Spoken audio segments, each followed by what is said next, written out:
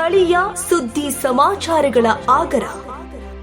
ಕಲ್ಪತರು grand ಹೋಟೆಲ್ನಲ್ಲಿ ತಿಪಟೂರು ತಾಲೂಕಿನ ಪತ್ರಕರ್ತರ ಸಂಘದಿಂದ ಶುಭ ವಿಶ್ವಕರ್ಮ ಅವರ ಸಂಗಡಿಗರೊಂದಿಗೆ ಪ್ರಾರ್ಥನೆಯೊಂದಿಗೆ ಕಾರ್ಯಕ್ರಮಕ್ಕೆ ಚಾಲನೆ ನೀಡಿ ತಾಯಿ ಭುವನೇಶ್ವರಿ ದೇವಿಯ ಭಾವಚಿತ್ರಕ್ಕೆ ಪುಷ್ಪನಮನ ಸಲ್ಲಿಸುವ ಮೂಲಕ 70ನೇ ಕನ್ನಡ ರಾಜ್ಯೋತ್ಸವ ಆಚರಣೆ ಮತ್ತು ವಿವಿಧ ಕ್ಷೇತ್ರದ ಸಾಧನೆಗೈದ ಸಾಧಕರಿಗೆ ಹಾಗೂ ಪತ್ರಕರ್ತರಿಗೆ ಸನ್ಮಾನ ಮಾಡಲಾಯಿತು. ಸಂಘದ ಜಿಲ್ಲಾ ಗೌರವಾಧ್ಯಕ್ಷರಾದ ಡಾಕ್ಟರ್ ಭಾಸ್ಕರ್ ಕಾರ್ಯಕ್ರಮವನ್ನು ಉದ್ಘಾಟಿಸಿ ಮಾತನಾಡಿ, ತಿಪಟೂರು ತಾಲೂಕಿನ ನವೀನಕೆರೆ ಗ್ರಾಮದ ಅಸಾಮಾನ್ಯ ಜ್ಞಾನ ಹೊಂದಿರುವ ಕುಮಾರಿ ಲೇಖನ ಮುಂದೆ ನಾವೆಲ್ಲರೂ ಚಿಕ್ಕವರಾಗಿದ್ದೇವೆ ಎಂದರು. ಜ್ಞಾನ ಸಂಪತ್ತಿಗೆ ಗುರುವೇ ಕಾರಣ, ಜಗತ್ತಿನ ಮೂಲಕ್ಕೆ ಈಶ್ವರ ಕಾರಣ ಅಂದರೆ ಶಿವ ಕಾರಣ ಅಂದರೆ ಈ ಒಂದು ಜ್ಞಾನ ಸಂಪತ್ತನ್ನು ನಮ್ಮ ತಾಯಿ ಸಮಾನಕ್ಕಿಂತಲೂ ಹೆಚ್ಚು. ಯಾಕೆಂದರೆ ಮಹಿಳೆ ನಮ್ಮ ಲೇಖನ ಅಂತಕ್ಕಂಥದ್ದು ಮೂರ್ತಿ ಚಿಕ್ಕದಾದರೂ ಕೀರ್ತಿ ದೊಡ್ಡದು ಅಂತ. ಆಕೆಯ ಒಂದು ಜ್ಞಾನವನ್ನು ಕೇಳ್ತಿದ್ರೆ ನಿಜವಾಗ್ಲೂ ವಿಶ್ವಮಟ್ಟದಲ್ಲ, ಇವತ್ತು ವಿಶ್ವಮಟ್ಟದಲ್ಲಿ ಅದು ಅತ್ಯುನ್ನತ ಸ್ಥಾನವನ್ನು ಈ ಒಂದು ಕಲ್ಪತರುನಲ್ಲಿ ಪಡೆದಿರ್ತಕ್ಕಂಥದ್ದು ಧನ್ಯ. ಆಕೆ ಒಂದು ಮುಖದರ್ಶನವನ್ನು ಮಾಡಿಸ್ತಂತ ನಮ್ಮ ಭಾಸ್ಕರಣ್ಣ ನಮಗೆ ನಾನು ಫೇಸ್ಬುಕ್ ವಾಟ್ಸಪ್ಗಳಲ್ಲಿ ಕೇಳಿದ್ದೆ, ಆದರೆ ಮುಖ ನೋಡಲಿಕ್ಕೆ ಅವಕಾಶ ಸಿಕ್ಕಿರಲಿಲ್ಲ. ಆದರೆ ನಮ್ಮ ಅಧ್ಯಕ್ಷತೆಯಲ್ಲಿ ಅಂಥ ಒಂದು ಅವಕಾಶ ಸಿಕ್ಕಿದ್ದು ಏಕೆಂದರೆ ಆ ತಾಯಿ ಭುವನೇಶ್ವರಿಯ ಒಂದು ಆಶೀರ್ವಾದ ಅಂತ ತಿಳ್ಕೊ.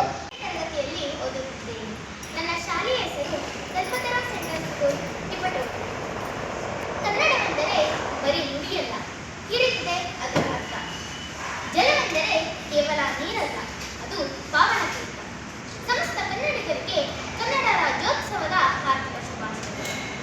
ಕರ್ನಾಟಕ ಸಂಪಾದಕರು ಹಾಗೂ ವರದಿಗಾರರ ಸಂಘ ಮತ್ತು ಪ್ರಿಂಟ್ ಮೀಡಿಯಾ, ಸೋಷಿಯಲ್ ಮೀಡಿಯಾ ಪತ್ರಕರ್ತರ ಸಂಘ, ತುಮಕೂರು ಜಿಲ್ಲಾಡಳಿತ ಮತ್ತು ತಿಪಟೂರು ತಾಲೂಕು ವತಿಯಿಂದ 70ನೇ ಕನ್ನಡ ರಾಜ್ಯೋತ್ಸವ ಹಾಗೂ ಪ್ರತಿಭಾ ಪುರಸ್ಕಾರ ಅದ್ದೂರಿ ಸನ್ಮಾನ ಸಮಾರಂಭಕ್ಕೆ ನಿಮ್ಮೆಲ್ಲರಿಗೂ ಸ್ವಾಗತ.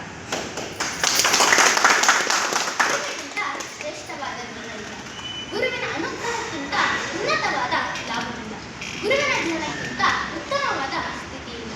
ಅಂತಹ ನನ್ನ ಗುರುಗಳಾದ ನಟರಾಜರವರಿಗೆ ವಂದಿಸುತ್ತಾ ನನ್ನ ಮಾತುಗಳನ್ನು ಪ್ರಾರಂಭಿಸುತ್ತೇನೆ.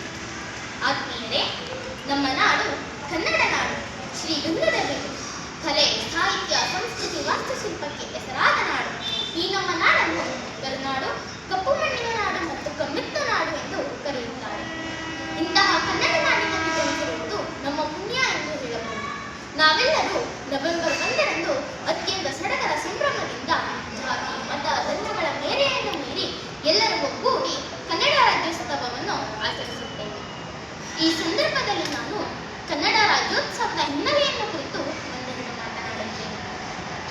ಆತ್ಮೀಯರೇ, 1947ರಲ್ಲಿ ಭಾರತಕ್ಕೆ ಸ್ವಾತಂತ್ರ್ಯ ಸಿಕ್ಕ ನಂತರ ಅಂದಿನ ಮೈಸೂರು ಮಹಾರಾಜರಾಗಿದ್ದ ಒಡೆಯರ್ ತಮ್ಮ ರಾಜ್ಯವನ್ನು ಭಾರತ ದೇಶದೊಂದಿಗೆ ವಿಲೀನ ಮಾಡಲು ಒಪ್ಪಿದರು. ಹೀಗಾಗಿ 1950ರಲ್ಲಿ ಮೈಸೂರು ಭಾರತ ದೇಶದ ಒಂದು ರಾಜ್ಯವಾಯಿತು. ನಂತರ 1973ರಲ್ಲಿ ಮೈಸೂರು ರಾಜ್ಯಕ್ಕೆ ಕರ್ನಾಟಕ. ಇನ್ನು ಕಾರ್ಯಕ್ರಮದ ಅಧ್ಯಕ್ಷತೆ ವಹಿಸಿಕೊಂಡ ರೈತ ಕವಿ ಸಾಹಿತಿಗಳು ಬಳ್ಳಿಕಟ್ಟೆ ಶಂಕರಪ್ಪ ಮಾತನಾಡಿ, ಕನ್ನಡ ರಾಜ್ಯೋತ್ಸವ ಒಂದು ದಿನಕ್ಕೆ ಸೀಮಿತವಾಗದೆ ವರ್ಷಾದ್ಯಂತ ಆಚರಣೆ ಮಾಡಬೇಕು ಎಂದರು. ಇನ್ನು ಈ ಸಂದರ್ಭದಲ್ಲಿ ಜಿಲ್ಲಾ ಸಂಘಟನಾ ಅಧ್ಯಕ್ಷ ಪುಟ್ಟಸ್ವಾಮಿ ಮೈಲಾರಪ್ಪ, ನಾಗತಿಹಳ್ಳಿ ಸಂಘದ ಅಧ್ಯಕ್ಷರು, ಕಾರ್ಯದರ್ಶಿಗಳು ಹಾಗೂ ಪದಾಧಿಕಾರಿಗಳು, ದಲಿತ ಪರ ಮುಖಂಡರು, ಮಹಿಳೆಯರು ಸೇರಿದಂತೆ ಹಿರಿಯ ಗಣ್ಯರು ಉಪಸ್ಥಿತರಿದ್ದರು.